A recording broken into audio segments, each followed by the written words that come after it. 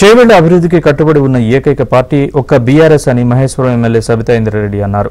Chevella TRS అభ్యర్థి కాసాని జ్ఞానేశ్వర్కు మద్దతుగా వికారాబాద్ జిల్లా దారూరులో సభ నిర్వహించారు. ఈ సందర్భంగా సీఎం రేవంత్ రెడ్డి భాషను ఆమె తప్పుపట్టారు. కేసీఆర్ ఇంటిపై వాలిన కాకి వాళ్ల ఇంటిపై వాలితే తుపాకీతో షూట్ చేస్తానంటున్నారు కదా, మరి తన పక్కన ఇప్పుడున్న రంజిత్ రెడ్డి ఎవరని సబితా ప్రశ్నించారు. ఎన్ని ఇబ్బందులు కలిగినా చేవెళ్లలో కాసాని గెలుపు ఖాయమని సబితా ధీమా వ్యక్తం చేశారు. మాట్లాడుతున్న సందర్భంలో మహిళల విషయంలో మాట్లాడుతున్నప్పుడు కొంచెం జాగ్రత్తగా మాట్లాడారు. ఏది పడితే అది మాట్లాడేస్తున్నాం.